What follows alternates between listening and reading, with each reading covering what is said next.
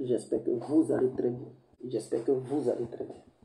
Accordez-moi une minute. Donc, partagez le direct. Partagez le direct.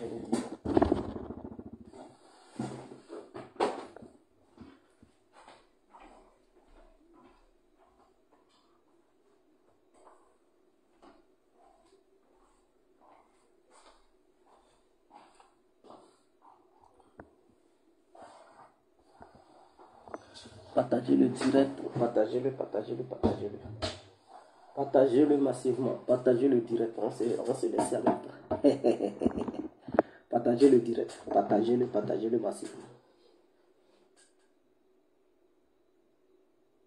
Partagez le direct, on se laisse en même temps. Partagez-le. Partagez-le.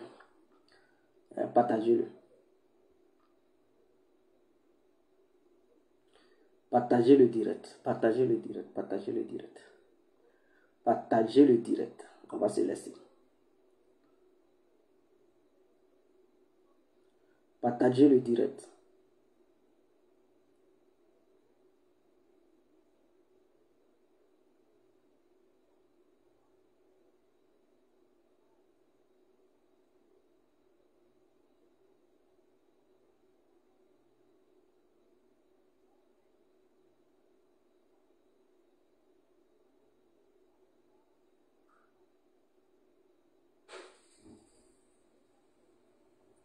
J'espère que vous allez très bien.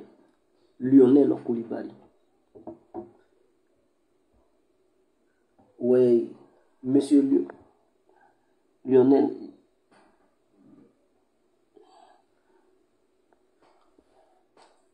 J'espère que tu vas bien. Maître Lionel. J'espère que tu vas très bien. Big up à toi depuis ta position. Est-ce que c'est le Lionel que je connais ou non? Si c'est lui, je te salue depuis ta position en Côte d'Ivoire ou en Belgique. Voilà. Alors, on ne va pas trop tarder, on va rentrer dans le but du sujet. Alors, bonsoir à tous et à toutes. Pour tous ceux qui ne me connaissent pas, je suis l'incontournable guerre qui a complet tout terrain, l'homme dont on parle, l'homme qui n'a pas froid aux yeux, l'homme qui ne mâche pas ses mots. Vous pouvez aussi m'appeler devant la vie, l'homme derrière gouverneur italien, docteur Mondon. Appelez-moi Boum Boum, laisse-moi mourir, c'est que plein droit, il padrino Camari des Oblamoudia. Alors, nous voilà à nouveau devant cette caméra pour parler de ce qui se passe dans le monde. Il faudrait que ça soit clair. On doit parler de ce qui se passe dans le monde. Alors, nous allons un peu parler de cette catastrophe naturelle qui a frappé la Turquie. La Syrie, qui a fait trembler la Syrie et la Turquie. C'est déplorable et mes condoléances au peuple turc. Oui, mes condoléances les plus sincères parce que ceux qui ont perdu la vie, ça vaut au moins une ville entière. Oui, une ville entière. C'est-à-dire, cette catastrophe naturelle qui a frappé la Turquie, le nombre de morts dépasse même le nombre de morts de la Côte d'Ivoire lorsqu'il y avait eu la guerre entre les Ivoiriens de 2011. Parce que nous ont fait comprendre que c'était 3000 morts. Mais aujourd'hui en Turquie, il y a eu 4544 morts. Est-ce que vous comprenez? Donc, uniquement une catastrophe naturelle. Et il y a eu 26 725 blessés. Et ce n'est pas encore fini. Ils sont encore là fouillés. Parce qu'il y a assez de décombres. Et il se peut qu'il y ait encore des gens qui sont blessés ou bien des gens qui sont encore vivants sous ces décombres. Puisque ce sont des milliers d'immeubles qui ont été ravagés, qui se sont écroulés. Donc, du coup, il y a qu'au peuple turc, c'est pas facile. C'est pas facile et tout. Donc, il y a qu'au. Vous voyez comment les tremblements de terre peuvent faire des dégâts. Des immeubles entiers qui s'écroulent. Des gens qui ne savaient même pas qu'ils allaient avoir ce malheur. Ils sont dans leur sommeil, boum. D'ici, ils vont se réveiller, ils voient que leur immeuble s'écroule. Il y a des gens qui étaient là à regarder la télévision. Il y a ceux-mêmes qui étaient en train de faire l'amour à Tia. Quelle que soit la position où tu étais, Dieu a décidé ainsi. La nature a frappé au mauvais moment et tout. Et tout le monde a perdu la vie. Et c'est ainsi que le monde est. Sans guerre, 4000 morts. 26 000 blessés. Donc, si on met le total de tout ça, ça vaut une ville entière. Il y a même en Côte d'Ivoire, il y a des villes même où il n'y a même pas il n'y a même pas 20 000 habitants. Donc, ça veut dire, ce qui s'est passé là, c'est l'anéantissement d'une ville totale, des habitants d'une ville entière. Il y a quoi encore? Maintenant, les Syriens. En Syrie, il y a eu cette catastrophe. La zone gouvernementale, il y a des secours qui vont là-bas, mais la zone contrôlée par les rebelles, il n'y a personne qui met pied là-bas. Les rebelles vont lire l'heure. Je dis, les rebelles vont lire l'heure. Puisque les Européens même qui les soutenaient, qui les soutiennent, la Turquie qui les soutient, la Turquie même a ses propres problèmes. Donc, la Turquie a ses problèmes. Il y a eu une catastrophe qui a frappé durement la Turquie. Elle n'a pas encore eu les moyens pour s'occuper de sa propre population. C'est pas l'argent qu'elle va aller prendre pour donner aux rebelles. Elle ne va pas prendre ses moyens qui sont à sa disposition pour aller donner ça aux rebelles. Est-ce que vous comprenez? Non, c'était les Turcs qui soutenaient ces rebelles ainsi que les Occidentaux. Mais la Turquie a été frappée. Très dur. Et donc, Erdogan ne va pas prendre. Parce qu'il faut les familles qui ont perdu leurs habitations, les gens qui ont perdu leurs immeubles, il faudrait que l'État turc leur vienne en aide pour leur permettre de reconstruire ou bien payer d'autres trucs, d'autres appartements. Il faut reloger ceux qui ont perdu leur truc. Donc, ce n'est pas une petite affaire, c'est une question de milliards ou de millions. Est-ce que vous comprenez? Donc, ce sont des milliards qui sont en jeu. Or, l'économie turque n'est pas trop ça en ce moment. Donc, Erdogan ne peut pas se permettre de dire ah, j'ai mes rebelles que je soutiens en Syrie, qui occupent une partie de la Syrie, je le soutiens. Donc, bon, il y a eu une catastrophe naturelle, je vais prendre le jeton, ou bien je vais prendre l'argent des Turcs pour aller donner ça aux rebelles. Non, non, non, non. Et donc, comme ils sont rebelles, des gens ont peur d'aller là-bas pour les aider. En voulant les aider, ils vont te prendre en otage pour faire des chantages, pour dire qu'il faut donner l'argent. Donc, du coup, les gens les ont délaissés là-bas. Bachar al-Assad ne peut pas envoyer son armée, les Russes ne peuvent pas aller là-bas, puisqu'ils vont dire, ah, voici une opportunité, on va les prendre en otage, ou bien on va les faire exploser. Donc, du coup, personne ne va à leur aide. Et donc, dans la zone des rebelles, il y a eu une catastrophe qui a frappé très dur les familles des rebelles. Personne ne les aide, ils sont là. Ils demandent aide, mais qui va aller là-bas? Tout le monde a peur. Les Occidentaux, ils refusent d'aller là-bas. Les Russes, ils ne peuvent pas aller, puisque ce sont les Russes qui les ont combattus. Ils ne veulent pas s'attendre à Bachar al-Assad. La Turquie qui les aide. La Turquie a ses propres problèmes, donc ils sont délaissés. Quand ils vont quitter là, ils vont lire là, ils vont dire mieux vaut se réconcilier à Bachar, parce que là, ce qu'ils sont en train de vivre là, s'ils n'ont rien compris et qu'ils continuent sur leur chemin pour dire non, on veut être rebelle, on veut être rebelle, mais quand ces gens d'événements va encore les frapper, non, quand ces gens d'événements vont encore les frapper plutôt, alors c'est là qu'ils vont comprendre. Mais je pense que comme ces événements, ou bien l'événement naturel qui les a frappés, ils vont comprendre et ils vont essayer de revoir leur position vis-à-vis du gouvernement central syrien. Donc c'est une leçon naturelle que Dieu veut leur donner pour qu'ils comprennent, pour dire on peut te soutenir, on peut te pousser à l'erreur, mais à un moment donné, lorsque tu es dans le besoin, tes amis d'hier, ils peuvent t'abandonner.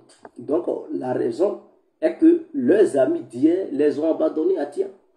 Ils les ont abandonnés, ils sont seuls maintenant, ils ne savent plus comment faire. Parce qu'il faut aider les gens qui souffrent, ils n'ont pas les moyens, c'est rebelles. Tout ce qu'ils savent faire, c'est de mettre des bombes au sujet pour se faire exploser. En dehors de ça, ils ne savent rien faire.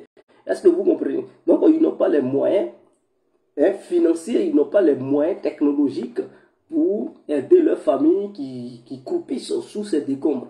Et donc voilà, j'espère qu'ils comprendront et qu'ils prendront, suite à ça, ils prendront les bonnes décisions pour se réconcilier avec tout le monde, afin que Bachar al-Assad puisse avoir droit de regard sur cette partie de la Syrie qu'il contrôle. Donc ça, c'était mon truc. Il dit si la catastrophe pouvait anéantir tous les rebelles. Ah, ça a frappé beaucoup de rebelles, hein. Ils ont perdu beaucoup. Hein.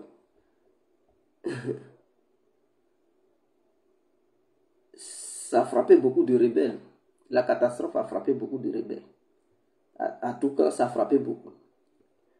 Ils ont perdu presque 2000 personnes.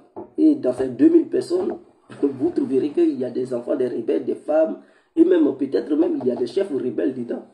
Ah oui, donc 2000 personnes sans compter les blessés. Donc la nature a frappé dur dans le camp des rebelles. Et je pense qu'ils vont comprendre la leçon. Donc on quitte, maintenant, on quitte un truc, on quitte truc, la Turquie, on quitte la Syrie. On va en Estonie. Bon, en Estonie, il y a eu,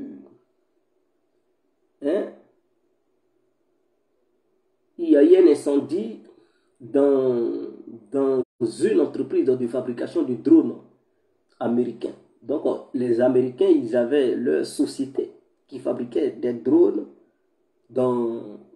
au sein de l'Estonie. Et donc, il y a eu explosion dans l'usine. Bon, qu'est-ce qui a provoqué ça? On n'en sait rien. Mais c'est la guerre. Ah tiens, c'est la guerre. Si tu peux faire des coups fourrés à ton adversaire, mais tu le fais. Bon, ces drones qu'ils fabriquaient, c'était des drones qu'ils devraient remettre aux Ukrainiens. Donc, des drones de surveillance et de frappe. Et donc, l'usine en question s'est explosée. Donc, il y a eu un boom dans l'usine, ça a pris feu, et voilà, ça a explosé. Donc, c'était une usine américaine qui était située en Estonie, qui fabriquait des drones pour les Ukrainiens. Au compte des Ukrainiens, l'usine a explosé. Donc, peut-être ils vont réparer les dégâts, ils vont faire truc, mais ça va encore retarder la production de ces drones. Au lieu de faire truc, peut-être ça va mettre encore 5 mois pour réparer l'usine, afin de redémarrer encore l'usine. Donc ça retarde la production de ces drones qui étaient programmés pour les Ukrainiens. Donc c'est ça. On ne sait pas si c'est un Russe qui a fait ça, si c'est un travailleur au sein de l'usine corrompu par la Russie pour dire, bon écoute, il faut faire exploser ça. En retour, voilà, on te donne ton jeton. Après avoir fini de faire exploser, tu fuis le pays, tu rejoins la Russie, voici l'itinéraire que tu vas suivre. Voilà, arrivé là, des gens vont te prendre et puis te mettre en sécurité. Mais c'est comme ça que ça se passe, hein, les services de renseignement. Ah oui, ils infiltrent la société, ils recrutent un. Maintenant, quand ils ont envie d'accomplir une mission, c'est ce dernier-là, ils disent, mais écoute, à telle heure, tu mets le feu, avant que les enquêtes ne commencent, tu sors du pays. Voilà, tu passes là, il y a une équipe qui t'attend, cette équipe va t'aider pour t'amener d'un point A à un point B, du point B à un point C, et du C à un point Z. Et puis voilà, tu es en sécurité, et ils vont constater que oui, c'est toi qui es à la base, mais bon, tu es déjà en sécurité, personne ne va encore te toucher. Et c'est comme ça que ça se passe. Donc c'est de bonnes guerres. Oui, c'est l'usine de drones. Maintenant, l'usine de drones que les Turcs devraient fabriquer en Ukraine, les Russes ont fait comprendre aux Turcs que si vous continuez à vouloir coûte que coûte produire ces drones en Ukraine, nous allons frapper l'usine qui va fabriquer ces drones. Donc les Turcs avaient arrêté. Maintenant, les Ukrainiens, eux-mêmes, ils ont dit, bon, ils ne peuvent plus payer. Ils ne peuvent plus payer, financer, parce que c'était les deux parties. La Turquie devrait financer une partie, l'Ukraine devrait financer une partie, mais les Ukrainiens constatent que c'est trop cher. Donc, ils ne peuvent plus donner leur participation pour fabriquer le drone Bayraktar sur le territoire ukrainien. Donc, la Turquie a rappelé ses ingénieurs qu'elle avait envoyés en Ukraine pour la production de ces drones Bayraktar. Donc, le projet de production de drones entre la Turquie et l'Ukraine, ça a été un rêve, mais ce rêve n'a pas pu se réaliser. Voilà. Donc, ça a été un échec total. Donc, l'Ukraine ne pourra plus produire les drones Bayraktar. Il faudrait que ça soit clair. Maintenant, en Russie, il y a des mouvements. Ces mouvements, ce sont les anciens bunkers, c'est-à-dire les bunkers anti-nucléaires qui sont réaménagés en ce moment. Bon, les gens disent, ah mais c'est parce que la Russie, peut-être elle a peur de l'Ukraine. Non, ce n'est pas une question de peur de l'Ukraine. On ne sait jamais. Parce que la Russie est convaincue que les frappes ukrainiennes ne peuvent pas arriver jusqu'à la Sibérie. Mais si elle prépare hein, des trucs, des abris anti-nucléaires, anti-trucs nucléaires sur toute l'étendue du territoire russe, ça veut dire que la Russie prépare quelque chose. Parce que avant de déclencher un événement, il faudrait que tu sois prêt. Ah oui, oui, oui. Avant de déclencher un événement, il faudrait que tu sois prêt. Donc, les Russes se préparent. Ils sont là, préparer les bombes, hein, les bunkers anti-bombes et tout, sur toute l'étendue du territoire. Et je vais vous dire quelque chose, parce qu'il y a beaucoup de personnes qui ne comprennent pas. Beaucoup de personnes ne comprennent pas. Vous voyez la carte de l'Ukraine. Le fleuve Dniepr divise l'Ukraine en deux. Ça quitte vers Kiev, jusqu'à ça vient vers Kherson. Le fleuve Dniepr, ça divise l'Ukraine en deux. Et ce que la Russie veut du côté de l'est de l'Ukraine. C'est-à-dire aller jusqu'à où il y a le fleuve Dniepr pour garder cette partie, pour éviter toute contre-attaque de la part des Ukrainiens. Pourquoi? Je vais vous le dire. S'il devrait y avoir une troisième guerre mondiale, cette guerre mondiale ne verra pas le jour tant que les Russes n'auront pas atteindre le fleuve Dniepr. Est-ce que vous comprenez? Tant que le fleuve Dniepr n'est pas encore atteint par la Russie ne peut pas se permettre de vouloir frapper un pays de l'OTAN pour déclencher une guerre entre l'OTAN et la Russie. Parce que, en ce moment, si la Russie n'atteint pas le fleuve Dniepr pour créer une barrière naturelle entre l'Ouest et l'Est, c'est-à-dire entre l'Ouest, c'est-à-dire les pays membres de l'OTAN, ainsi que l'Ukraine, et que la Russie déclenche des hostilités, elle sera confrontée à plusieurs événements. C'est-à-dire du côté de l'Estonie, de la Lituanie et consorts. Donc ça, ce sont des pays qui ont directement des frontières avec la Russie. Est-ce que vous comprenez? Donc l'OTAN peut attaquer sur ce front. Maintenant, sur le front ukrainien, s'il n'y a pas une barrière naturelle qui permet à la Russie de ne pas maintenir assez de force du côté ukrainien pour rediriger ses forces du côté de la Lituanie et de l'Estonie, la Russie sera débordée parce que, pourquoi? Ce n'est pas parce qu'elle n'a pas des armes lourdes, elle a des armes lourdes, mais à un moment donné, il y a aussi les hommes. Donc, l'Europe est capable de mobiliser des milliers de personnes. Les Américains vont quitter aux États-Unis, les Européens vont quitter en Europe, sans compter les pays asiatiques qui sont les labels de l'OTAN. Je fais allusion au Japon, ainsi que à la Corée du Sud et à la Philippine, sans compter l'Océanie, la Nouvelle-Zélande et l'Australie. Donc tous ces pays-là vont se coaliser à vouloir lancer une grande offensive. Donc, si la Russie n'atteint pas le fleuve Dniepr et qu'elle provoque cela, voilà pourquoi Poutine n'agit pas depuis. Et les gens demandent, mais pourquoi la Russie ne frappe pas les pays membres de l'OTAN? Pourquoi? Voici le pourquoi, je vais vous expliquer. Et vous allez comprendre. Donc, comme l'Ukraine est divisée en deux par un grand fleuve, le Dniepr, qui fait environ 1 km à 2 km de large, donc c'est grand. Non. Non, qui fait 1 km de large. Donc c'est un grand, c'est pas une petite truc, hein. Oh, hein, c'est un grand fleuve. Donc ce fleuve-là, pour traverser ça, et puis c'est encore profond. C'est comme la lagune. Des chars de guerre ne peuvent pas venir traverser, et puis le Dniepr est plus large que la lagune. Est-ce que vous comprenez? C'est plus large que la lagune. Et c'est plus profond que la lagune. Donc ce n'est pas un petit fleuve, c'est un grand fleuve. Donc, tu ne peux pas t'hasarder avec des chars de guerre à vouloir traverser le Dniepr. Pour traverser le Dniepr, il faut des ponts. Des ponts pour permettre la circulation des matériels de guerre. Et puisque les chars de guerre sont lourds, ça fait les 50 tonnes, les 40 tonnes, les 70 tonnes, 80 tonnes. Est-ce que vous comprenez? Et il y a des trucs, des lance-roquettes, tout ça, ça pèse. Donc, il faut des vrais ponts pour traverser ce fleuve. Le jour où la troisième guerre mondiale aura lieu, c'est que les Russes auront atteint le fleuve Dniepr. Donc, quand ils vont atteindre ce fleuve Dniepr, qui va leur permettre de créer,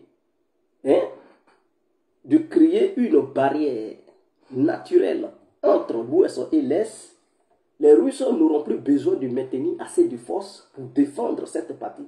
Donc, ça veut dire, si jamais ils déclenchent une guerre face à l'OTAN, la Russie n'a pas besoin de maintenir assez de force sur le flanc Est, du côté de l'Ukraine, puisqu'ils seront en paix de l'autre côté. Tout ce qu'ils vont recevoir, ce sont des missiles à longue portée que les Occidentaux vont lancer contre le territoire russe ou bien le territoire contrôlé par la Russie.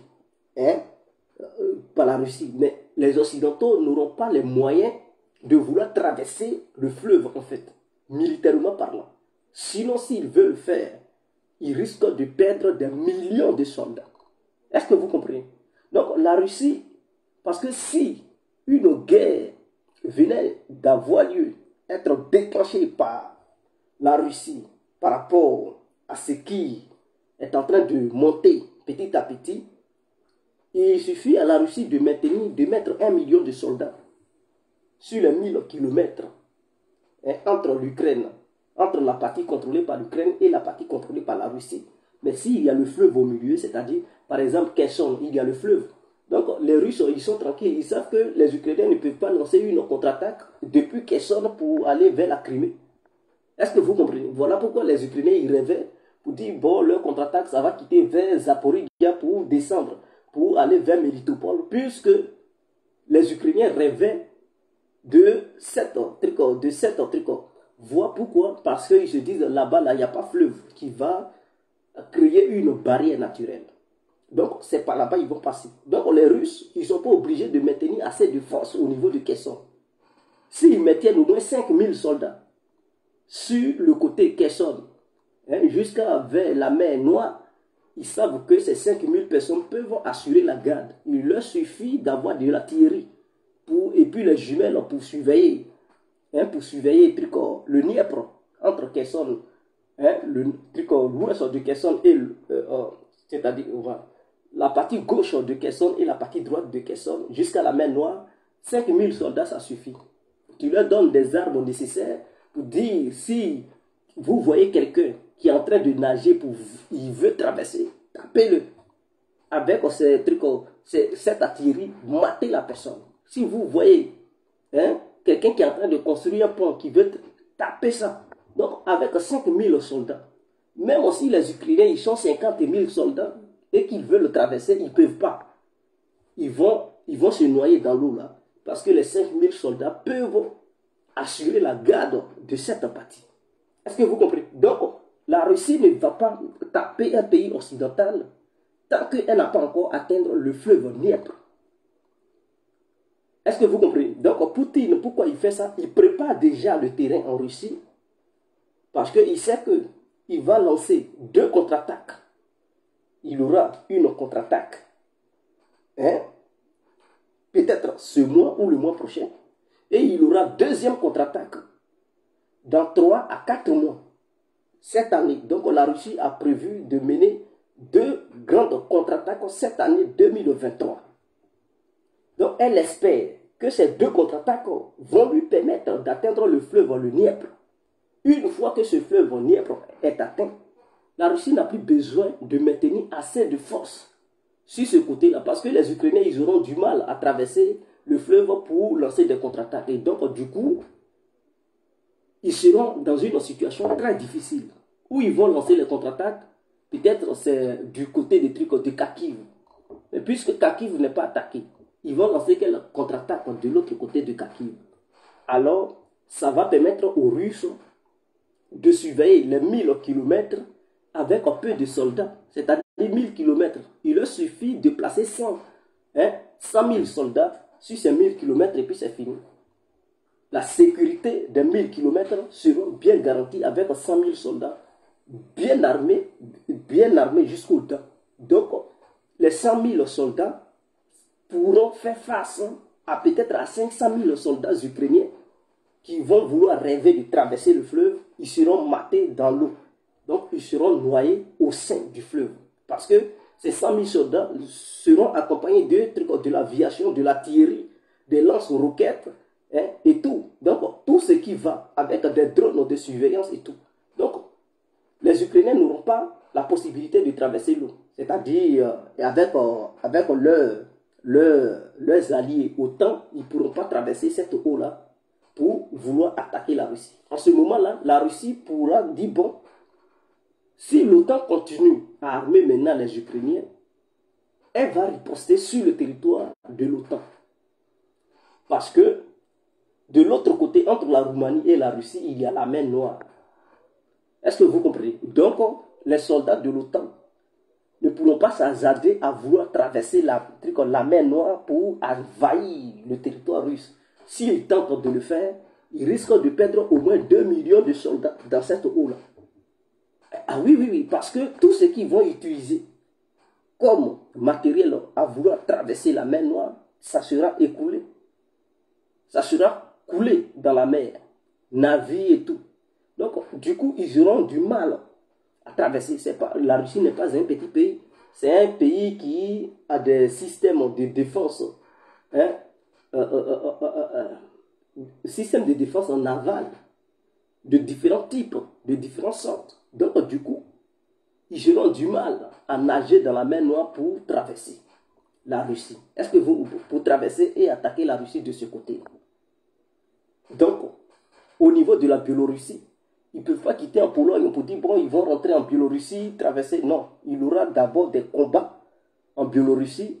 D'ici, ils vont vouloir traverser la Biélorussie jusqu'à atteindre la Russie. L'OTAN va perdre beaucoup de soldats. Bon, donc qu'est-ce que la Russie va faire? Elle sera dans l'obligation de renforcer. Si elle mobilisait au moins 20 millions de personnes, elle va dire, bon, côté ukrainien là, au niveau du fleuve Dniepr, je mets 1 million de soldats. Surveillez cette partie. Tous les soldats de l'OTAN, même s'ils sont 10 millions, qu'ils attaquent sur ce côté-là, vous les 1 million, gérez-les. Parce qu'il y a l'eau là qui va vous aider à mater. Tous ceux qui vont vouloir traverser cette eau, matez-les. C'est comme si quelqu'un, il est du côté du plateau. On coupe les deux ponts. Pont Félix, il faut voir pont de Gaulle. Et on donne ceux qui sont au plateau, par exemple, on leur donne des armes lourdes. Imaginons, ils sont 10 000 personnes. On dit surveiller la lagune. Depuis Cocody, plateau jusqu'à Lokogiro. On leur donne les équipements nécessaires. Ils sont 10 000. Et puis, il y a au moins 100 000 soldats qui veulent quitter Tracheville pour traverser la lagune pour venir attaquer ceux qui sont au plateau. On dit, vous qui êtes au plateau, vous avez de l'artillerie, vous avez l'aviation, vous avez tout ce que les obus, ils sont cachés, ils surveillent seulement le truc. Donc, ceux qui vont vouloir quitter Tracheville pour traverser, vous pensez que les 10 000 qui sont là, ils vont regarder les 100 000 traverser? Non. Dès qu'ils vont prendre le bateau-bus pour traverser, ils vont frapper le bateau-bus dans la lagune, ça va se noyer. On taper tout ce qui bouge dans la lagune. Donc, du coup, les 100 000 qui sont à Tracheville, ils auront du mal, malgré leur nombre, ils auront du mal à traverser la lagune pour joindre un truc au plateau. Et les quelques-uns qui vont réussir à traverser, ils vont les neutraliser de l'autre côté des trucs de la rive. Donc, c'est ça en fait. Est-ce que vous comprenez? Donc, ça va permettre à la Russie de consolider sa défense tout autour du fleuve Dniepr. Une fois que la défense est consolidée là-bas, alors la Russie va déplacer ses forces au niveau de la Biélorussie et au niveau de la Lituanie et de l'Estonie. Et maintenant, elle va se sentir prête à déclencher les hostilités avec l'OTAN. Donc, elle va se dire, bon, du côté de l'Ukraine, les Ukrainiens, ils vont crier, ils ne pourront pas traverser. Si l'OTAN veut les utiliser, ils ne pourront pas traverser parce qu'il y a une barrière naturelle. Au niveau de la Lituanie et tout, les Estoniens, les Lituaniens et tout, ils vont crier. Mais la Russie peut envoyer au moins 10 millions de soldats sur ce côté-là pour dire, bon, eux-mêmes qui habitent là-bas, ils ne valent même pas 10 millions. Donc, on peut dire, bon, on va contrecarrer les forces de l'OTAN qui vont vouloir utiliser la Lituanie et l'Estonie sur ce côté-là. La Russie peut encore renforcer son flanc en envoyant des militaires en Biélorussie pour défendre Kaliningrad qui est entre la Pologne et la Lituanie. Sans compter ses alliés qui vont lui venir en aide. Donc du coup, ça va empêcher l'OTAN de gagner quoi que ce soit contre la Russie. Et la Russie pourra utiliser certaines armes puissantes.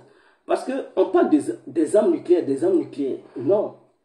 Vous voyez les missiles balistiques, les gros missiles balistiques. Les missiles, il y a les missiles trucs, les gros missiles. La Russie peut enlever les charges nucléaires et mettre les charges conventionnelles avec des millions de kilogrammes de trucs d'explosifs. La Russie peut dire, bon, je mets au moins sur un missile balistique pour frapper l'Ukraine et calmer les ardeurs des Européens sans utiliser le nucléaire. La Russie peut utiliser un missile balistique, par exemple, en enlevant la charge nucléaire pour mettre une charge conventionnelle, mais avec au moins 10 tonnes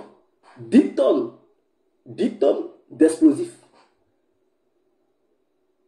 au bout du missile et utiliser ça pour laguer ça à Kiev. Vous imaginez les dégâts que ça va faire quand ça va exploser, 10 tonnes d'explosifs. Mais putain, ça va ravager des trucs entiers. Mais quand la Russie va frapper une fois, et elle va menacer encore pour dire, si vous continuez, il y aura encore ces genres de missiles qui vont pleuvoir sur l'Ukraine. Mais du coup, ce n'est pas nucléaire, mais ça va être des missiles dévastateurs. C'est clair, pour enlever les charges nucléaires, pour mettre des charges conventionnelles, c'est facile.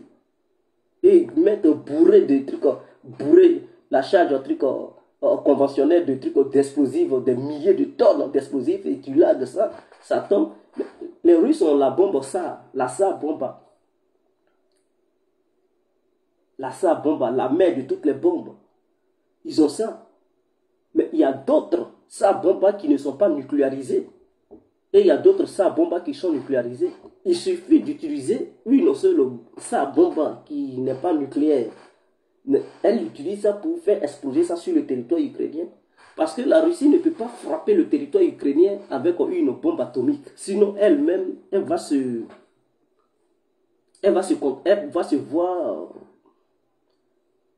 avoir des problèmes en fait. Puisque son allié, c'est la Biélorussie, est de l'autre côté.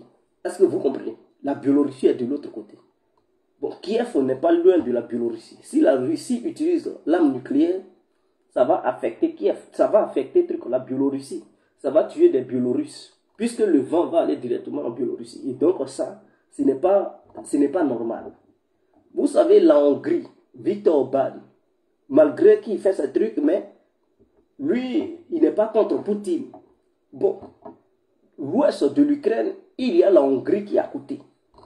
Et puis, dans cette partie du truc où il y a la Hongrie, les villes qui sont à côté, ce sont des Hongrois qui sont là-bas, mais ils sont ukrainiens maintenant. Et la Hongrie a des yeux rivés sur eux. Imaginons que la Russie utilise une bombe nucléaire pour frapper l'ouest de l'Ukraine. Ça va atteindre la Hongrie. Pourtant, c'est son allié qui est Viktor Orban. Même si Viktor Orban fait partie de l'OTAN, mais là-bas, il lutte quand même, il fait des affaires avec un truc. Donc, Poutine ne peut pas se permettre de laguer quelque chose qui va tuer les Hongrois. Est-ce que vous comprenez? Bon, de l'autre côté, il y a la Serbie. Les Serbes, ils sont ensemble avec les Russes. Et ils sont menacés par les Occidentaux. Donc, si la Russie frappe, ça va atteindre les Serbes. Oh, les Serbes, ils supportent les Russes. Malgré qu'ils sont au sein des trucs de l'Europe, eux, ils supportent les Russes à 100%. Et la Russie les supporte. Donc, la Russie ne peut pas. Maintenant, de l'autre côté de l'Ukraine, vers la Moldavie, il y a eu une petite partie de la Moldavie qu'on appelle la Transnistrie. Là-bas, ce sont des russophones qui sont là-bas. Eux, ils sont collés à l'Ukraine. Est-ce que vous comprenez? Ils sont collés à l'Ukraine. Donc, même si leur pays, la Moldavie, est contre la Russie, c'est-à-dire ils ont une dirigeante qui est anti-russe, mais le peuple moldave est pro-russe. Est-ce que vous comprenez? Et ils ont manifesté même, ils voulaient se rapprocher de la Russie, mais elle est têtue, l'OTAN la soutient et tout. Donc il y a eu une partie qu'on appelle la Transnistrie. cette partie-là est pro-russe et ce sont des Russes qui sont là-bas. Imaginons que la Russie frappe l'Ukraine avec une bombe atomique. Cette partie, hein, les villes qui sont à côté de la Transnistrie, mais ça va affecter la population qui est en Transnistrie et cette population va mourir. C'est une population russe. Ce sont des Russes qui sont là-bas. Ils soutiennent la Russie. La Russie ne peut pas se permettre de faire ce genre de choses. La Russie aussi ne peut pas frapper l'est de l'Ukraine. Les villes comme Sloviansk, ceci, cela, puisque ce sont des pro-russes qui sont là-bas. Voilà pourquoi les Occidentaux, ils crient oh, bombe atomique. Poutine ne va pas utiliser ça. Parce qu'il n'est pas bête, il est conscient que ce n'est pas parce qu'il a peur de la menace occidentale et tout. Non, les Occidentaux, ils poussent Poutine à l'erreur pour que, par exemple, la Biélorussie et tous ces pays que je vous ai cités puissent se retourner contre la Russie pour dire, parce que s'il a une bombe atomique, les Occidentaux ne peuvent pas riposter. Parce qu'ils savent que s'ils ripostent sur le territoire russe, chez eux aussi, il y aura des armes nucléaires. Parce que les dégâts que ça va faire, aucun pays occidental ne va oser frapper la Russie avec une bombe atomique, de peur de voir ces mêmes dégâts se reproduire sur son propre territoire. Voilà. Même la population européenne va prendre peur pour dire, ah non, ça fait ce genre de dégâts, nous on ne veut pas ça. Ils vont se révolter même contre leurs dirigeants pour dire, non, non, non, on ne veut pas ça. Donc du coup, ils sont conscients. Mais tout ce qu'ils veulent, c'est de pousser Poutine à laguer une telle bombe pour que les pays frontaliers de l'Ukraine, qui sont encore les amis de la Russie, puissent se retourner contre la Russie. Mais les Russes, ils ne sont pas bêtes. Ils ne sont pas bêtes. Donc voilà un peu pourquoi les gens écrivent Poutine va utiliser bombe atomique. Non, il ne va jamais utiliser la bombe atomique. S'il voulait utiliser une bombe puissante qui va faire des dégâts, mais qui n'est pas atomique, ce sont des missiles balistiques. Il enlève la charge atomique et il met une charge conventionnelle avec des vrais explosifs, au moins 20 tonnes ou 30 tonnes d'explosifs. S'il lance, ça tombe dans une ville à tir, dégâts que ça va faire là. Vraiment, Zelensky lui-même, il va rester là, il va apprécier. Mais la Russie ne peut pas le faire. Puisque si elle le fait, elle va tuer des milliers de civils qui vont mourir. Peut-être même ça va tuer 10 000 civils. Ça sera inacceptable pour les alliés de la Russie qui vont voir ces dégâts des enfants, des femmes et tout. Ils vont voir ça, ils vont dire, mais putain, mais Poutine, pourquoi il fait ça? Et aucun pays au monde ne peut supporter ça. Voilà pourquoi ils n'utilisent pas ces genres d'armes. Est-ce que vous comprenez? Donc les Occidentaux, tous ceux qui vont, non, en fait, ils poussent. Parce que leur objectif, c'est de pousser la Russie à commettre l'irréparable. Et ils vont utiliser ça, diplomatiquement parlant, pour convaincre le reste du monde qui ne veut pas se rallier à la politique occidentale, de se rallier pour dire, bon, voici ce que la Russie fait. C'est un pays comme ça, vous voulez vous allier. C'est un pays qui est en temps laissé la Russie, ne faites plus d'affaires avec la Russie. Donc c'est ce que les Occidentaux ils recherchent en fait. Quand ils menacent pour dire, on a Garant Poutine, lui-même il sait qu'il ne peut pas l'utiliser. S'il l'utilise, Moscou sera vitrifié dans les minutes qui suivent et tout. C'est du n'importe quoi. Ils n'ont pas cœur de le faire, puisqu'ils savent.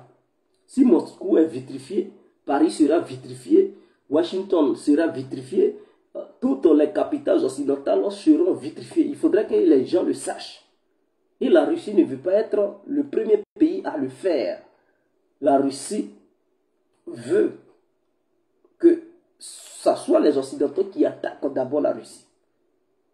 Pour utiliser cet argument. Parce que si la Russie veut frapper les pays occidentaux, elle ne va pas utiliser le nucléaire, elle va utiliser des missiles conventionnels.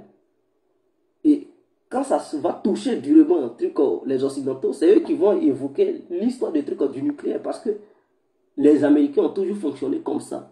Quand ils sont en guerre, ils savent qu'ils ne peuvent pas. C'est eux qui utilisent l'histoire du nucléaire. Donc voilà pourquoi la Russie se prépare déjà les abris nucléaires dans toute la Russie. Ça se prépare, ils sont là refaits. Ça fait depuis des mois qu'ils sont là refaits ça. Ils placent des trucs, des systèmes de défense sur les bâtiments et tout, parce qu'ils ne savent jamais. Eux-mêmes, ils disent que la guerre peut dégénérer à tout moment. Donc, ils prennent toutes les précautions, toutes les dispositions au cas où ça partait dans tous les sens. Donc, voilà un peu.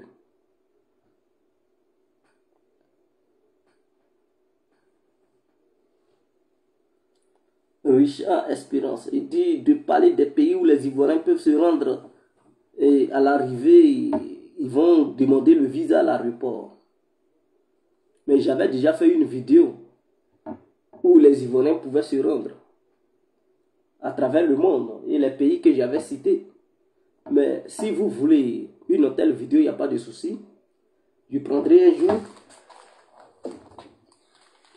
un jour pour faire une vidéo spéciale pour dire, bon, les Ivoiriens, ils peuvent se rendre dans tel pays, et à l'arrivée, c'est-à-dire les pays où il n'y a pas de visa entre la Côte d'Ivoire et ces pays-là. Et arriver là-bas, ils peuvent demander le visa à l'aéroport, ou bien, voilà, sans le visa, ils peuvent se rendre là-bas tranquillement. Donc, on ne vous inquiète pas.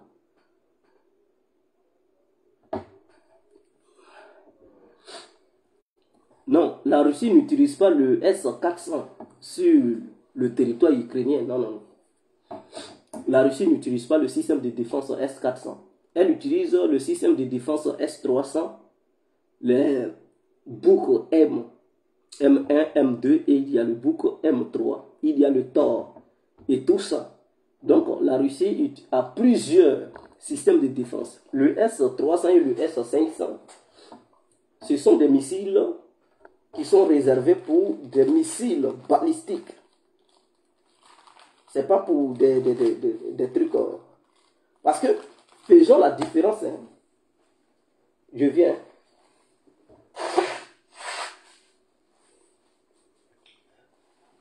Pour intercepter une roquette, c'est différent d'intercepter un missile. Est-ce que vous le savez? On dit système de défense. Il y a des systèmes de défense aériens qui sont conçus uniquement pour intercepter des missiles de croisière, des missiles balistiques. Et ces systèmes ne peuvent pas souvent intercepter des drones, ne peuvent pas intercepter des roquettes. Donc, faisons la part des choses. Quand on dit un système de défense, là, ce système a été conçu pour intercepter quoi? Voilà pourquoi on fait des systèmes de défense spéciaux pour des drones. Parce que ce n'est pas n'importe quel système de défense qui peut intercepter un drone. Le S-400 n'est pas conçu pour intercepter un drone. Le S-500 n'est pas conçu pour intercepter un drone. Est-ce que vous comprenez? Donc, si tu mets le S-400 là uniquement, le S-500 là uniquement, quelqu'un utilise un drone, il va les détruire. Il va détruire ces systèmes de défense. S-400, S-500. Il va les détruire. Et tu vas dire, oh, mais le système est inefficace. Oh, mais c'est un faux système. Non. Ce n'est pas un système qui a été conçu pour détruire des drones. Ce sont des systèmes qui sont conçus pour détruire des avions qui, soi-disant, des avions fugitifs que les Américains ont inventés, qui passent très loin dans l'espace. Donc, ce sont des systèmes qui vont très loin dans l'espace pour abattre des avions soi-disant fugitifs. Et leurs radars sont conçus pour détecter des choses à travers même derrière les nuages. Donc ce sont des systèmes qui sont conçus comme ça. Et aussi des missiles balistiques. Donc un missile à longue portée balistique intercontinentale qu'un pays ennemi lance. Le système S-300, S-400 et S-500 sont conçus pour détecter ces missiles et aller abattre ça à une distance de 400 km. Voilà pourquoi on dit S-400. Le radar peut détecter. Le radar peut détecter le missile à une distance de 500 km. Maintenant, le missile qui va détruire la cible peut détruire ça à une distance de 400 km. Le S-500, le radar détecte le danger à 600 km et le missile qui doit détruire ça à 500 km. Maintenant, pour détruire les drones, il y a des systèmes de défense qui ont été conçus spécialement pour détruire des drones qui ne sont pas conçus pour détruire des missiles balistiques. Voilà pourquoi il y a plusieurs sortes de systèmes de défense. Il y a le bouc M1, le bouc M2, le bouc M3, il y a le Thor, il y a le truc. Donc, ce sont des systèmes de défense qui accompagnent des troupes sur le terrain. C'est-à-dire quand les militaires, ils avancent sur le terrain parce que les ennemis, ils ont aussi des drones pour frapper les militaires. Et donc, les systèmes de défense, ils restent en arrière puisque les radars sont conçus pour balayer. Hein, peut-être à 25 km, les militaires doivent être à l'abri de ces systèmes. Donc, eux, ils doivent être à 10 km. Le système, lui, il est placé en arrière. Est-ce que vous comprenez? Il est placé en arrière, peut-être à 10 km, et leur distance, et la distance des militaires, ça doit être 10 km, mais la portée du système, ça doit être 25 km. Donc, ça les couvre. Donc, s'il y a un avion ennemi qui veut laguer des bombes sur ses militaires, le système, lui, il est caché. Il voit l'avion ennemi, il abat l'avion. Il voit le drone ennemi, il abat le drone. Et c'est comme ça, sur le terrain. C'est ce que les Russes n'avaient pas fait au début. Ils ont envoyé leurs troupes sans aucune couverture aérienne. Ils n'ont pas envoyé de système de défense. Parce qu'ils ont minimisé les Ukrainiens, ils ont minimisé que les Occidentaux allaient aider les Ukrainiens. Donc voilà pourquoi leur offensive sur Kiev, ils ont échoué. Parce que les Occidentaux avaient déjà envoyé des milliers de drones en Ukraine et ils pilotaient ces drones. Et les Ukrainiens utilisaient leur aviation. Et quand ils ont échoué, ils ont dit, ah donc c'est comme ça. Voilà pourquoi maintenant, quand leurs troupes avancent, il y a des systèmes de défense qui couvrent leurs troupes pour éviter que les avions ukrainiens en viennent les taper. C'est ce qui fait que quand les Ukrainiens soulèvent leur avion, l'avion est déjà abattu. Quand vous apprenez que la Russie a battu 4 avions, 5 avions en une journée, ceci, oui, c'est parce que les troupes qui sont sur le terrain, sur le front, elles sont couvertes par des systèmes de défense qui sont derrière et qui sont camouflés dans la forêt, qui sont camouflés dans des endroits où on ne peut pas les voir. Et leur radar couvre les troupes qui sont sur le terrain. Donc aussi, les Ukrainiens soulèvent leur avion pour dire qu'ils vont bombarder les troupes qui combattent les Ukrainiens. Les systèmes de défense repèrent ces avions et les abattent sur le terrain. Donc les Ukrainiens, ils sont surpris. Ah mais d'où vient le missile? Boum, ça frappe l'avion. Et c'est comme ça que les Russes ont compris. Et c'est ce qu'ils font. Maintenant, les systèmes de défense, les S-300, ne sont pas sur le territoire ukrainien. Ils sont positionnés à la frontière de la Russie, entre la Russie et l'Ukraine. Et ça couvre une grande partie de l'Ukraine. Donc c'est ce qui fait que les avions ukrainiens qui veulent sortir de l'espace aérien, ou bien qui sont dans l'espace aérien ukrainien pour venir frapper la partie où contrôle la Russie, les systèmes de défense S-300 frappent ces avions. Et déjà, ça a déjà fait ses preuves. Hein. Il y avait un avion qui était placé à 250 km. C'était venu bombarder les troupes russes de la partie contrôlée. L'avion y partait. Et le système de défense S-300 a dégainé. Il a frappé l'avion à 250 km. Et les Américains ont apprécié pour la première fois, pour dire la première fois qu'un système de défense frappe un avion à une distance de 250 km. Vous imaginez, c'est-à-dire un système de défense qui est à Abidjan, placé à Abidjan, un avion qui décolle à Divo, et puis le système de défense frappe l'avion depuis Divo. C'est ce que les Russes ont fait. À une distance de 250 km, ils ont abattu l'avion ukrainien. C'est ce qui fait que les Ukrainiens, ils ont du mal à faire survoler leur avion parce que le terrain est miné de systèmes de défense. Et voilà pourquoi les F-16 ou bien les Rafales, s'ils les envoient là-bas, ils vont les abattre un à un.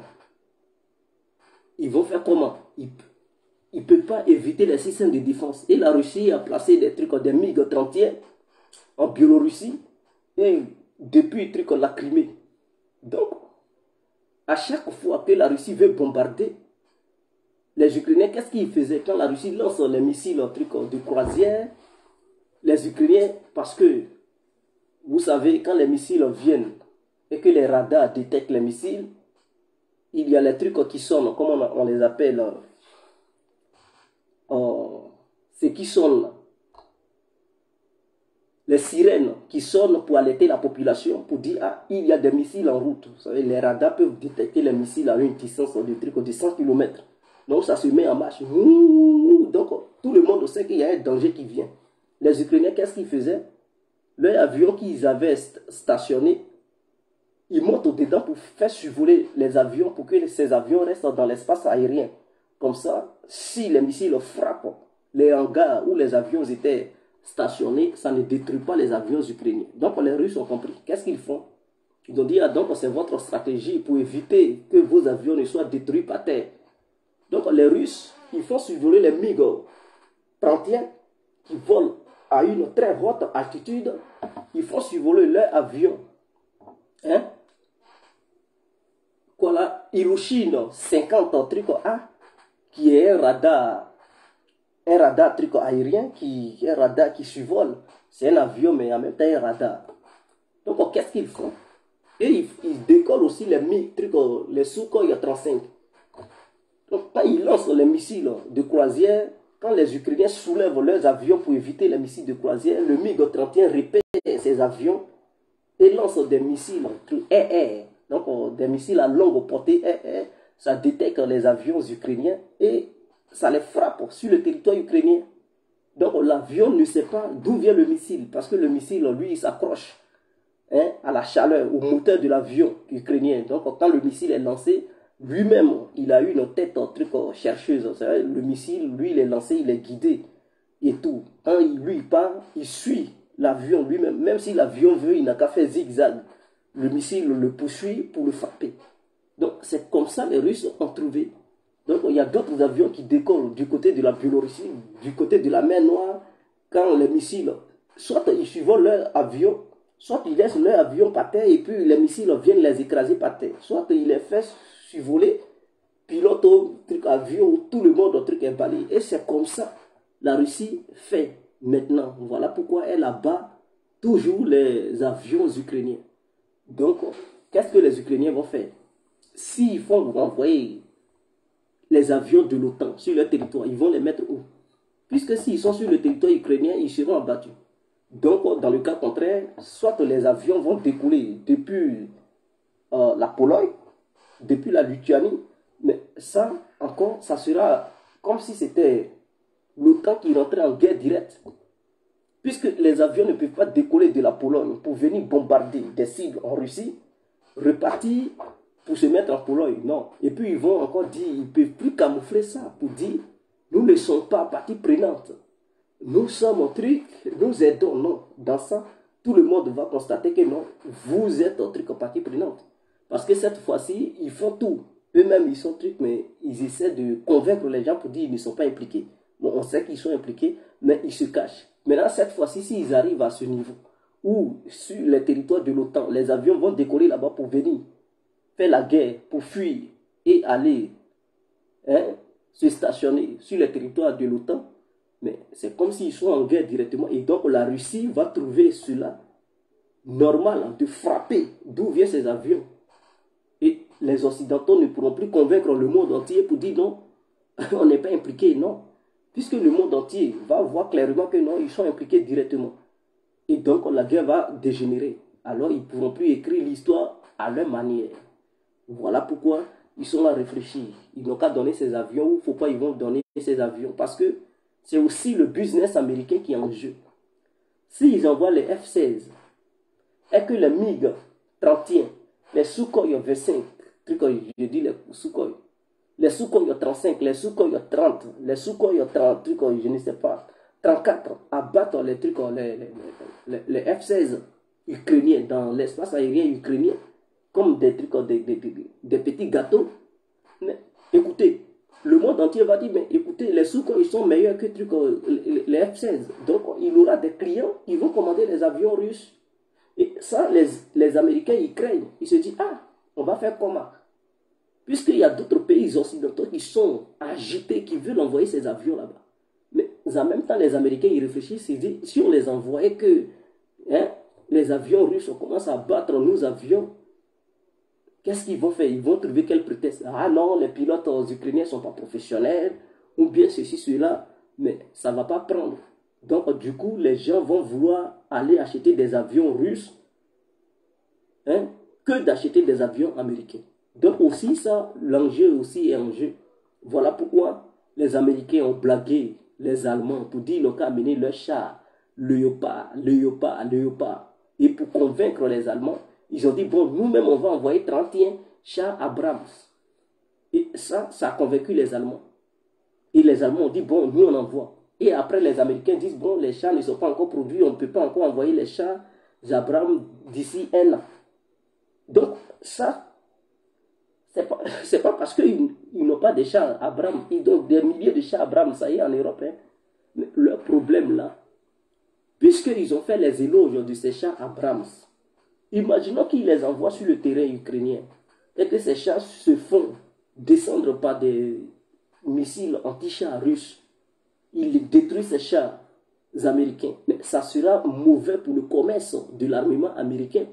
Et donc, du coup, et imaginons par malheur un T-92, T-90 qui frappe un char Abrams. Ou bien un T-14 Armada qui frappe un char Abrams qui est détruit. Mais c'est fini pour les chars Abrams. Le monde entier va se tourner vers les chars russes pour dire qu'ils sont les meilleurs. Et voilà pourquoi les Américains ils jouent ce double jeu. Donc, ils ont piégé les Allemands. Et en retour, eux, ils sont là, ils ont mené leurs vieux chars là, leurs vieux canons. Et ils ne veulent pas envoyer les chars Abrams. Donc, si l'Allemagne envoie ces léopards et que ces léopards sont détruits en Ukraine, mais du coup, aucun pays ne va encore acheter les léopards. Ils vont dire non, ce ne sont pas des bons chars. Donc, l'industrie de l'armement allemande va voir son visage, va voir son nom être gâché partout. Aucun pays ne va encore commander là-bas. Et les Américains, maintenant, ils vont prendre les marchés pour dire, bon, nos chars Abrams sont les meilleurs au monde. Venez les acheter. Et ils vont faire la propagande pour dire, ce sont des chars qui sont extrêmement compliqués, remplis de technologie et tout. Mais ces chars ne vont pas faire leur preuve en Ukraine. D'ici, quand ils ont dit, bon, d'ici un an, on va les envoyer. D'ici un an, peut-être, ils vont trouver un compromis avec la Russie. Et puis, ils ne vont pas envoyer ces chars. Et suite à ça, ils vont obliger les autres pays européens de payer les Abrams. Puisque ces pays européens qui se désarment, qui avaient des milliers de chars léopards, hein, qui allaient leur permettre de se défendre à travers une guerre quelconque, ils vont envoyer tous ces chars Abrams, léopards en Ukraine. Maintenant, ils ne vont plus avoir beaucoup de chars. Et puisque eux-mêmes, ils ne fabriquent pas des chars, les Américains vont passer derrière pour dire nos chars sont les meilleurs que pour les Allemands. Voici, les chars allemands se sont vus détruits en Ukraine, payés pour nous et tout. Et les Américains vont prendre tout le marché européen. Et donc, tous les pays européens vont aller acheter des armes américaines. Et c'est ça le business qui est derrière. Et donc, les autres pays qui vont se laisser berner par les Américains pour dire leur char est le meilleur char du monde, eux aussi, ils vont commander aussi les Abrams. Et les Allemands ne pourront plus vendre les léopards. Ce qui va faire que les léopards vont disparaître. Ils ne vont plus produire des léopards, ils vont vouloir produire d'autres armes. Et c'est ce qui est en jeu.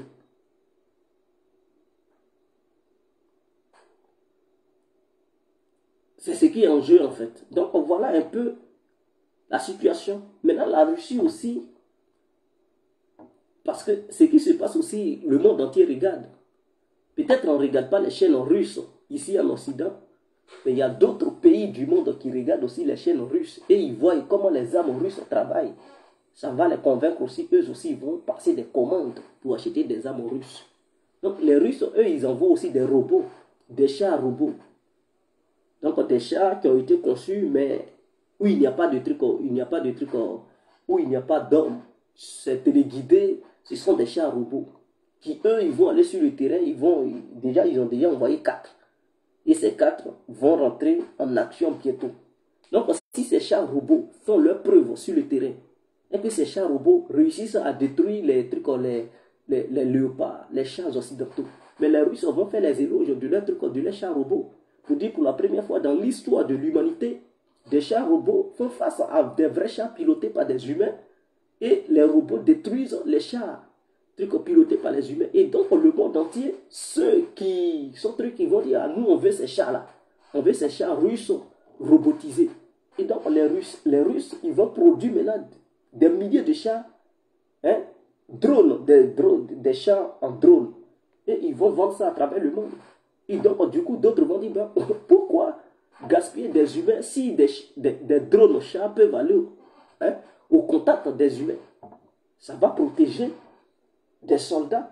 Et donc, du coup, si les chars drones que les Russes ont envoyés sur le terrain, si ça fait leur preuve, vous allez voir, ils vont produire ça beaucoup. Hein. Et il y aura beaucoup de commandes. Mais pourquoi gaspiller des soldats si tu sais que tu es caché quelque part et puis le char lui-même, il s'en va. Il est autonome. Il cherche la cible et puis il détruit la cible. Pourquoi toi-même tu vas aller te livrer dans un char en train de... Si le char lui-même, il peut être programmé, agir seul, et tout, quand son armement finit, lui, il revient. Quand on met la main sur lui, il s'auto-détruit. Il est programmé pour s'auto-détruire au cas où l'ennemi met la main sur ça. Donc, voici un peu une autre technologie de la manière dont les Américains ont inventé les drones. Des drones aux avions. Les Russes aussi ont inventé des drones aux chars. Voilà. Et donc, pour la première fois, on va voir les drones aux chars face à des vrais chars qui sont pilotés par des humains. Et on va voir l'efficacité des drones aux chars. Si les drones aux chars font les preuves, mais c'est fini. Tout le monde va vouloir commander ça. Et la Russie va être number one. C'est comme ça le monde. Et c'est ce qui se passe en Ukraine. Oui, je sais que les Ukrainiens, parce qu'ils sont en mauvaise posture en ce moment, ils sont là se faire malmener sur le terrain. Et la Russie gagne du terrain. Et donc, les Occidentaux ont envoyé des armes chimiques aux Ukrainiens d'utiliser les armes chimiques contre la Russie, contre les soldats russes. Et c'est ce qu'ils utilisent à Ouigleda, à Bakhmut et dans d'autres secteurs. Parce que les armes chimiques vont empêcher les soldats russes d'avancer. Est-ce que vous comprenez? Donc, c'est ce qui... Mais aucune chaîne occidentale ne parle de ça. Mais ceux qui regardent les chaînes russes, ils savent que les Ukrainiens ont reçu des armes chimiques de la part des Occidentaux pour utiliser ça, pour empêcher l'avancement des soldats russes. Mais si la Russie dit, bon, quand vous utilisez des armes chimiques, nous, on va utiliser des armes chimiques. Vous allez voir des tapages médiatiques pour dire que la Russie utilise des armes chimiques en Ukraine. Ils vont tout de suite convoquer une réunion de l'ONU pour dire que c'est interdit par la Convention de Genève d'utiliser des armes chimiques. Et la Russie viole cela. Et donc, du coup, tous les pays ils vont faire amitié avec la Russie. Mais là, si la Russie convoque une réunion du Conseil de l'ONU, les Occidentaux vont dire non. Ils vont bloquer en fait. Ils vont dire non, c'est faux, la Russie ment, ceci, cela. Et ils vont mettre de la pression sur certains gouvernements africains pour dire, faut pas, ils vont écouter les Russes et que tout ce que les Russes disent, c'est faux. Est-ce que vous comprenez? Donc, c'est dans ce double jeu qu'on est en fait. Qui ils sont? Est-ce que vous comprenez?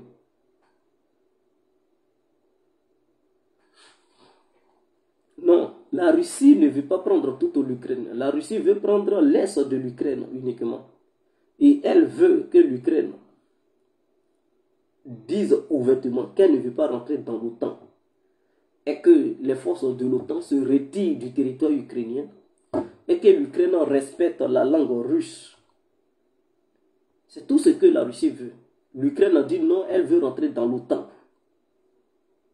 Pour la Russie, c'est une question existentielle. C'est hors de question de voir à ses frontières un pays très très agressif envers la Russie, fait partie de l'OTAN, qui dit ouvertement qu'elle veut reprendre la Crimée, qui s'arme jusqu'aux dents. Donc si la Russie n'agissait pas et qu'elle laissait les Ukrainiens, et les Ukrainiens disaient qu'eux, ils veulent fabriquer leur bombe atomique. Donc c'est hors de question de regarder l'Ukraine. Parce que les Occidentaux, ils parlent, non, il ne faut pas, ils vont fabriquer. Mais les Occidentaux les soutenaient déjà. Ils voulaient déjà fabriquer une bombe atomique. Et les Anglais avaient dit qu'ils allaient les soutenir à fabriquer une bombe atomique. Pendant ce temps, les Occidentaux demandent à l'Iran de ne pas fabriquer, demandent à la Corée du Nord de se dénucléariser. Mais les Occidentaux soutenaient l'Ukraine à fabriquer l'arme atomique. Pourquoi? Parce que l'Ukraine est devenue anti-russe et est pro-occidental. Voilà tout le truc. Et donc, un tel pays, Poutine ne pouvait pas rester là. Il n'est pas quelqu'un qui est sous là. Il ne pouvait pas rester là, voir l'Ukraine se doter de tels armements sans agir. Mais la Chine a fait une erreur. La Chine regarde Taïwan. Taïwan est en train de s'armer jusqu'aux dents. Et Xi Jinping n'agit pas. S'il n'agit pas maintenant, et qu'il veut attendre à ce que la Chine devienne encore 1000 fois puissante avant d'agir, mais les Taïwanais, eux aussi, ils sont là s'armer jusqu'aux dents. Les Occidentaux sont là leur donner des armes de toutes sortes, des armes anti-navires et tout, des armes anti-aériennes. Oh, c'est une île. Pour aller là-bas, là, il faut utiliser des navires. Et donc la Chine risque de perdre des milliers de trucs de ses bateaux. Si elle n'agit pas maintenant, c'est maintenant qu'elle doit agir pour éviter de perdre une grande partie de sa flotte. Si elle laisse Taïwan d'ici 3 à 4 ans, les Taïwanais vont s'armer jusqu'aux dents et ça sera très difficile pour les Chinois de les envahir. Parce que pour les envahir, ils seront obligés de prendre des navires. Sinon, ils peuvent faire des bombardements aériens, mais soldats au sol pour aller rentrer en Taïwan, ça va être très compliqué. Parce qu'ils auront des armes anti-navires pour anéantir tout navire chinois qui va essayer de se rapprocher de Taïwan. C'est le moment. Poutine a vu dedans, il a agi vite. S'il attendait encore pour dire 3 ans, 2 ans, c'était fini. La Russie n'allait plus pouvoir rentrer en Ukraine. Parce que les Occidentaux, ils étaient capables d'aider les Ukrainiens à fabriquer cette arme nucléaire. Ou bien même ils allaient envoyer des armes nucléaires à Kiev. Pour leur dire, bon, vous avez armes nucléaires si la Russie tente d'utiliser ces armes nucléaires. Et ces nazis ukrainiens, ils allaient utiliser ces armes nucléaires. Et Poutine a vu que là-dedans, il a agi avant qu'il ne soit trop tard. Donc, voici un peu.